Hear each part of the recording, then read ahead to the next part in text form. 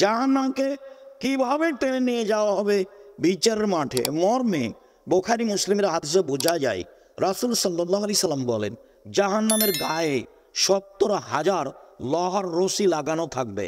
এক একটা রশিতে ৭০,০০০ ফেরেশতা থাকবেন। তারা টেনে হেঁচড়ে বিচার মাঠে জাহান্নামকে নিয়ে যাবেন। এই কথা মুহাম্মদ সাল্লাল্লাহু আলাইহি সাল্লাম বলেন। বলছিলাম, জাহান্নাম কথা বলতে পারে। অবাক!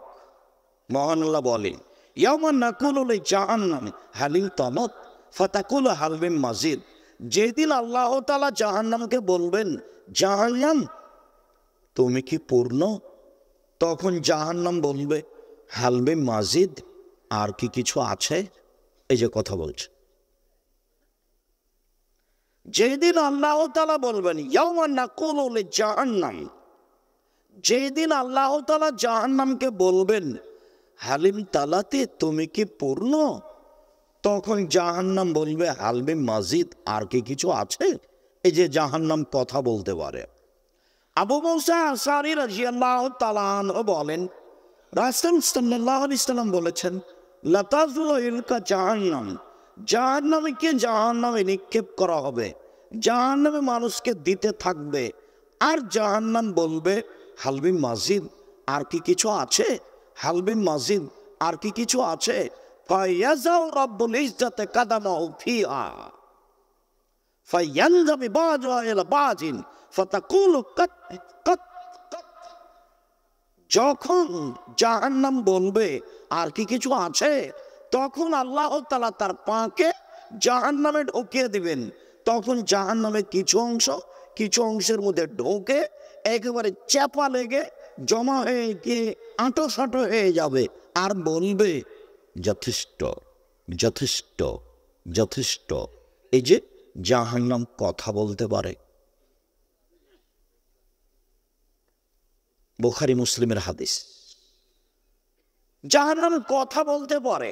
আবু হুরায়রা রাদিয়াল্লাহু তাআলা আনহু বলেন, রাসূল সাল্লাল্লাহু আলাইহি সাল্লাম বলেছেন, ফাস্তাকাতিন নারু ইলা রাব্বিহা, জাহান্নাম তার প্রতিপালকের কাছে অভিযোগ করলো। জাহান্নাম অভিযোগ করতে পারে। ফাকালাতিন নার, জাহান্নাম অভিযোগে বলল, রব্বি একুল বৌদিবাদান, আমার কিছু অংশকে ধরে খাচ্ছে। এইদিকের আগুনকে ঝাপটা মেরে ধরে খাচ্ছে, এদিকের আগুনকে ঝাপটা মেরে ধরে খাচ্ছে। আমার ভিতরে শাস্তি খুব বেশি হয়ে গেছে, আমি একে বহন করতে পারছি না। তুমি কি আমার একটা কথা শুনবে? জাহান্নামের কিছু শাস্তিকে একটু লাঘব করে দিবে। এটা জাহান্নামের অভিযোগ।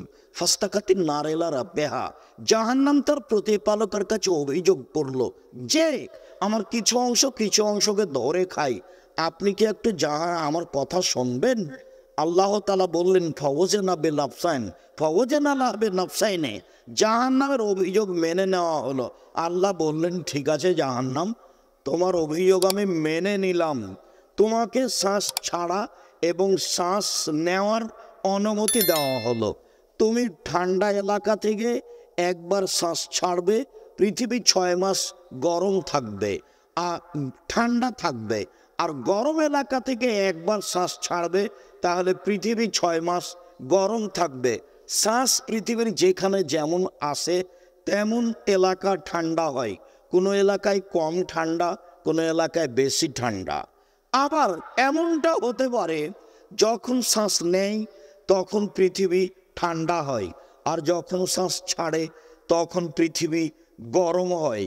শ্বাস যে এলাকায় যেমন পৌঁছে তেমন ঠান্ডা বেশি হয় কম হয়, তেমন গরম কম হয় বেশি হয়, এমনটাই হতে পারে।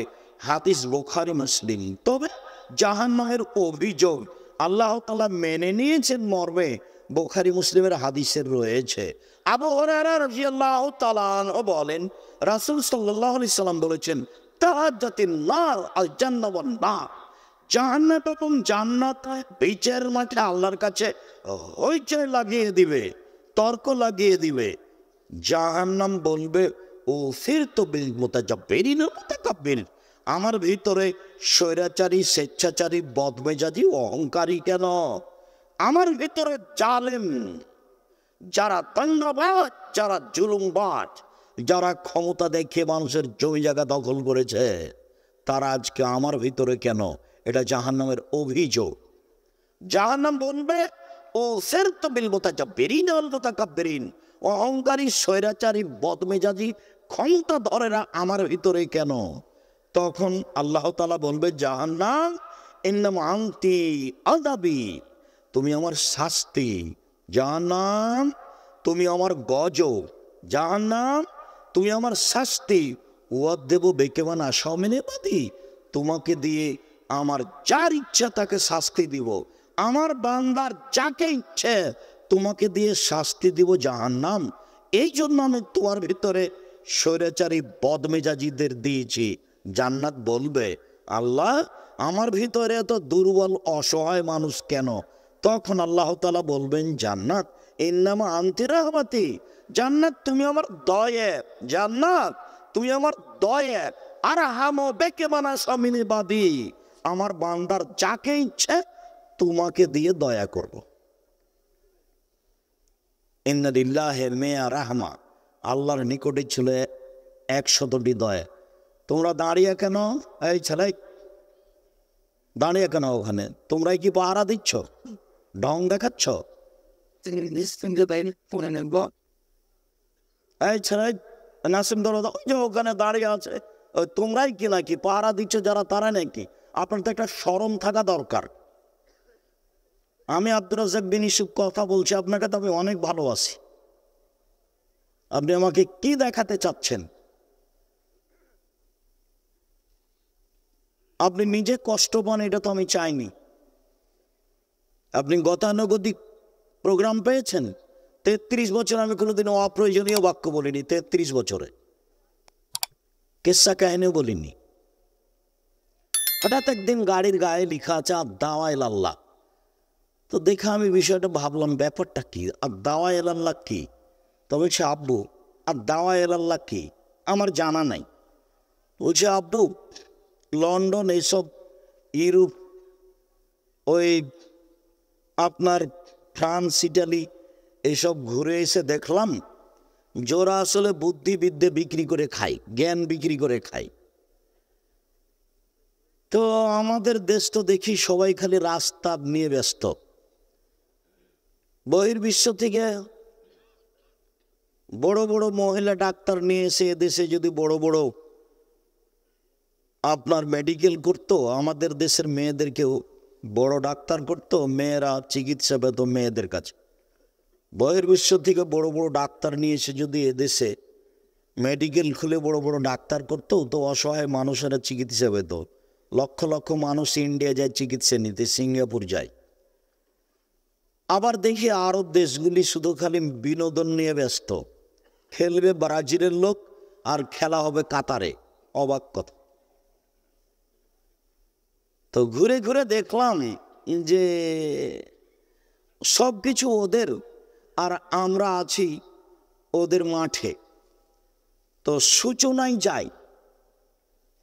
আপনাকে তো দেখছি 30-32 বছর থেকে বক্তব্য দিচ্ছেন, ফলাফল মাঠে আমি দেখেছি। তাতে আমি মনে করছি যে এরকম প্রোগ্রামের সাথে আমি একমত নই। মক্তব ভিত্তিক শিক্ষা কার্যক্রম, মক্তব ভিত্তিক দাওয়াতি কার্যক্রম চালু করবে ইনশাল্লাহ দেশের মাটিতে। সারা দেশ জুড়ে মক্তব ভিত্তিক শিক্ষা কার্যক্রম, মক্তব ভিত্তিক দাওয়াতি কার্যক্রম চালু করব সারা দেশ জুড়ে ইনশাআল্লাহ। সেই প্রোগ্রামেই এর নাম দিয়েছি আদ-দাওয়া ইলাল্লাহ। মক্তব ভিত্তিক শিক্ষা কার্যক্রম, দাওয়াতি কার্যক্রম। দেখি বই ছাপিয়েছে, সিলেবাস তৈরি করেছে, সব কিছু রেডি করে প্রায় 300-র অধিক মক্তব্য চালু হয়ে গেছে। তা আমি বললাম, আব্বু জামিয়া সালাফের এটা একটা বিশাল শাখা। আমার মনে বড় সাধ, এই দেশের মাটিতে আমি উন্নত মানের প্রতিষ্ঠান গড়বই গড়ব ইনশাআল্লাহ। আমার মনে বড় সাধ, এই দেশের মাটিতে উন্নত মানের প্রতিষ্ঠান গড়বই গড়ব ইনশাআল্লাহ। যেখানে ছেলে মেয়ে বাংলা, ইংরেজি, আরবি উন্নত মানের শিক্ষা অর্জন করে জাতির অন্যায়ের বিরুদ্ধে লড়বে, মুখে কলমে মিডিয়ায় লড়বে ইনশাআল্লাহ। এই যে মুখে বলছি, সামনে শত মিডিয়া কলম সাথে আছে, জীবন বাজি রেখে চেষ্টা চালিয়ে যাচ্ছে। সেটাই বাংলাদেশের সর্ববৃহৎ শিক্ষা মানে সর্বোচ্চ প্রতিষ্ঠান জামিয়া সালাফিয়া, শিরক মুক্ত প্রতিষ্ঠান জামিয়া সালাফিয়া, বিদাত মুক্ত প্রতিষ্ঠান জামিয়া সালাফিয়া, হিংসা মুক্ত প্রতিষ্ঠান জামিয়া সালাফিয়া, দল মুক্ত প্রতিষ্ঠান জামিয়া সালাফিয়া, সংগঠন মুক্ত প্রতিষ্ঠান জামিয়া সালাফিয়া, বাংলাদেশের সর্ববৃহৎ প্রতিষ্ঠান জামিয়া সালাফিয়া। জামিয়া সালাফিয়া এখন প্রায় 5,000 ছেলে মেয়ে পড়াশোনা করে। 5,000। 300 জন শিক্ষক শিক্ষিকা আছেন যাদের প্রতি মাসে বেতন লাগে 32 লক্ষ। বিদেশি শিক্ষক, ইন্ডিয়ান শিক্ষক অনেক। আগামীকাল থেকে মদিনা বিশ্ববিদ্যালয়ের সাবেক ডক্টর আপনাদের জামিয়া সালাফিয়া শিক্ষকতা করার জন্য আসছেন। এটা আপনাদের জামিয়া সালাফিয়া। যারা আরব ভূখণ্ড থেকে আসবেন তাদের থাকা খাওয়া লাগবে, যাতায়াত লাগবে, বেতন লাগবে না। যারা ইন্ডিয়া থেকে আসে তাদের থাকা খাওয়া লাগবে, তাদের বেতন দেওয়া লাগবে। জামিয়া সালাফিয়া আজীব প্রতিষ্ঠান। যারা এদেশের তাদের বাবুর্চি ভিন্ন, যারা ইন্ডিয়ার তাদের বাবুর্চি ভিন্ন, যারা আরব দেশের তাদের বাবুর্চি ভিন্ন। আপনাদের জামিয়া সালাফিয়ায় প্রায় 410 জন এতিম আছে। আপনার বাড়ির পাশে যেটা জামিয়া সালাফিয়া সেটা প্রায় 51 বিঘা জমির ওপরে। এখানে একটা মসজিদ তৈরি করছেন আপনারা 200 শতক জমির ওপরে, প্রায় 6 বিঘা জমি নিয়ে, যার একটানাতে 10,000 মানুষ সালাত আদায় করতে পারবে, যার পাইলিং কাজ চলছে। আমার মনে বড় সাত, এই দেশের মাটিতে উন্নত মানের প্রতিষ্ঠান গড়বই গড়ব ইনশাআল্লাহ। জাতিকে ধর্মের নামে কোনোদিন ফাঁকি দিনি, কলম খাতাতেও ফাঁকি দেব না ইনশাআল্লাহ। জাতির যদি রাস্তাঘাট করে দিতে না পারি, জাতির যদি স্কুল কলেজ করে দিতে না পারি, জাতিকে চূড়ান্ত সঠিক ধর্ম দিতে পারবো ইনশাআল্লাহ। ধর্মের ব্যাপারে জাতিকে ফাঁকি দিয়ে পরকাল হারাতে রাজি নই। সম্মানিত দিনী ভাই বোন, 26 বছর থেকে ফতোয়া লিখি, 6 বছর থেকে নিজে ফতোয়া বোর্ড পরিচালনা করি। এই দেশের বড় বড় আলেম দিয়ে, দেশ বিদেশের বড় বড় বিদ্বান দিয়ে ফতোয়া বোর্ড পরিচালনা করা হয়। সেটাই হচ্ছে আল ইতেসাম পত্রিকার ফতোয়া বোর্ড, জামিয়া সালাফের ফতোয়া বোর্ড।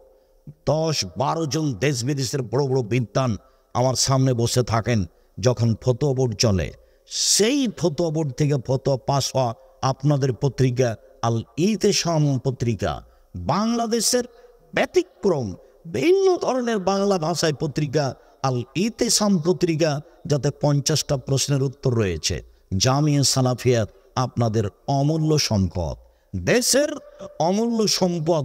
এই মক্তব ভিত্তিক শিক্ষা কার্যক্রম এবং দাওয়াতি কার্যক্রম সহযোগিতা করবেন 10 টাকা, পরে মুখে বলবেন আল্লাহ তুমি জামিয়া সালাফিয়া কবুল করো, আল্লাহ তুমি এই মক্তবকে দেশ জুড়ে কবুল করো যেটা জামিয়া সালাফের অধীনে চলছে।